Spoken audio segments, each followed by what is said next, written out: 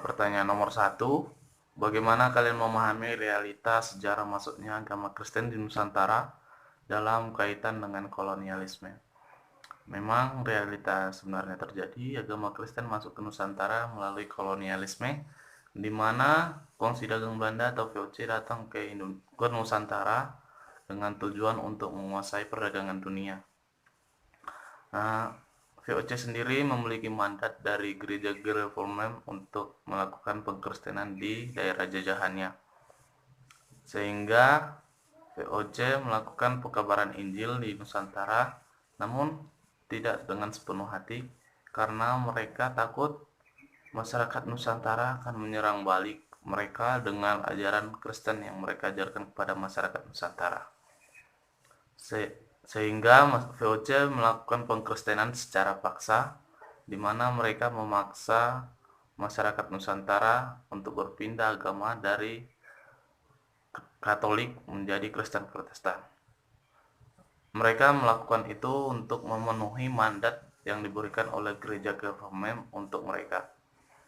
Namun di samping itu, ada sebagian orang yang melakukan pekabaran Injil dengan sungguh-sungguh, sehingga lama-kelamaan agama Kristen dapat menyebar di daerah Nusantara.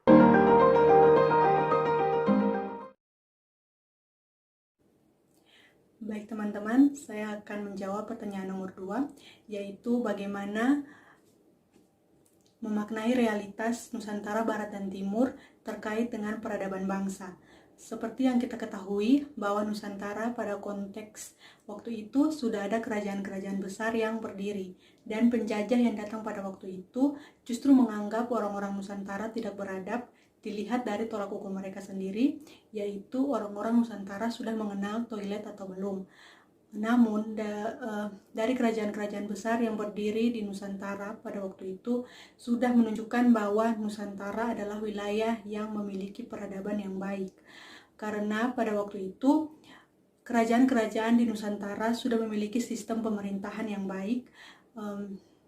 Dilihat dari Sultan Bahabullah yang mampu mengusir bangsa Barat keluar dari Ternate dengan menggunakan strategi yang begitu baik atau bagus.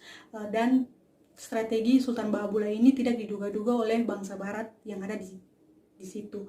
Kemudian Nusantara juga sudah mampu melakukan perdagangan dengan kerajaan-kerajaan lain atau dengan negara-negara lain. Artinya wilayah Nusantara itu sudah mampu untuk menjadi pusat perdagangan, sehingga dari realitas kerajaan Nusantara pada waktu itu sudah menyatakan bahwa peradaban suatu bangsa bukan tujuan perorangan, namun tujuan.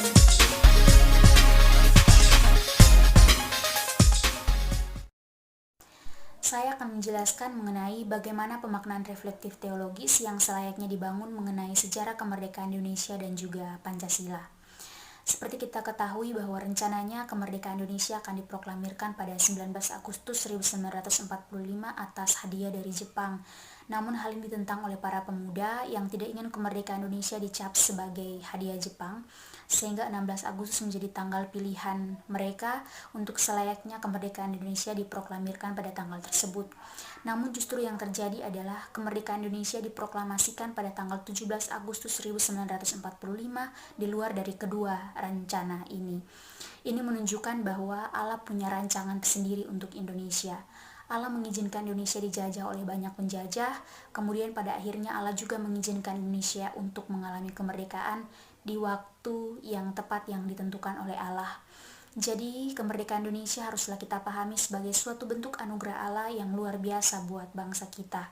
Kemudian menyangkut dengan Pancasila yang kita kenal sebagai dasar negara Indonesia, di mana Pancasila ini lahir dari proses yang panjang oleh para tokoh-tokoh seperti Soekarno dan tokoh-tokoh Indonesia lainnya yang berpikir apa ideologi yang tepat menjadi dasar berpijak Indonesia ke depan, sehingga lahirlah Pancasila dengan 5 sila, yang dimana 5 sila ini mewakili realita dan kebutuhan Indonesia.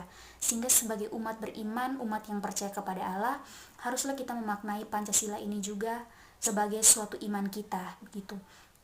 Sehingga kita menjadi umat beriman, umat yang percaya kepada Allah yang tidak melepaskan diri dari realita bangsa.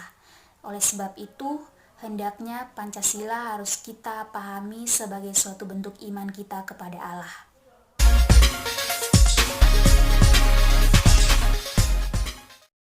Potensi tantangan kita belum sepenuhnya mengkontekstualisasikan diri sebagai gereja yang meng-Indonesia. Tentunya ada beberapa hal. Yang pertama, kita masih menggunakan sistem pemerintahan, stola, toga, dan yang lainnya yang merupakan warisan dari luar atau warisan dari orang-orang yang datang ke Indonesia untuk mengkristenkan orang-orang yang ada di Indonesia.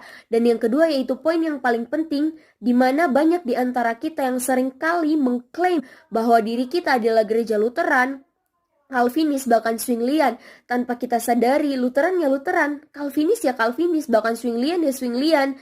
Gereja Calvin, gereja Luther, bahkan Zwingli adalah gereja yang lahir karena untuk menjawab kebutuhan konteks yang ada pada daerahnya masing-masing, yaitu di Wittenberg, di Jenewa, bahkan Basel, bukan sebaliknya untuk menjawab kebutuhan konteks yang ada di Indonesia.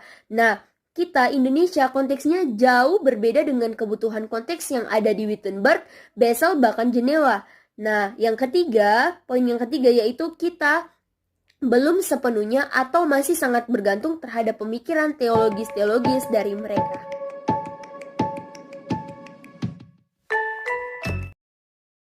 Setelah pemaparan materi dari teman-teman saya, selanjutnya bagaimana relevansi pelajaran sejarah gereja Indonesia dengan kehidupan bergereja di Indonesia dan yang meng-Indonesia. Menurut saya, pelajaran sejarah gereja Indonesia itu sangatlah menarik, di mana kita dapat memahami atau mengetahui fakta historis perjalanan gereja sejak para kolonial masuk ke Indonesia dan sampai pada berjalannya atau berdirinya di gereja di Indonesia dengan berbagai macam aliran. Nah, bagaimana dengan kehidupan bergereja di Indonesia? Menurut saya, jalannya kehidupan gereja di Indonesia itu sudah sangat baik, sudah cukup baik, tetapi teologi yang dijalankan oleh gereja-gereja di Indonesia itu belum orisinal atau belum menjawab kebutuhan masyarakat, di mana gereja-gereja saat ini masih mengimpor pengajaran-pengajaran dari timur dan barat yang tidak sesuai dengan konteks Indonesia. Seharusnya ajaran yang dimasuk atau diimpor itu disesuaikan dengan konteks kehidupan di Indonesia.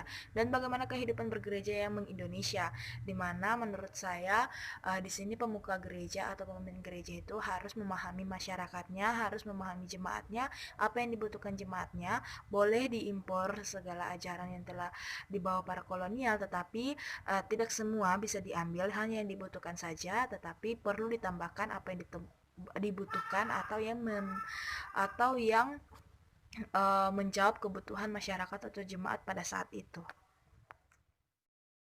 Saya Gemi Bam, saya Indonesia. Saya Gemi, saya Indonesia. Saya dari HKBP, saya Indonesia. Aku GPM, aku Indonesia.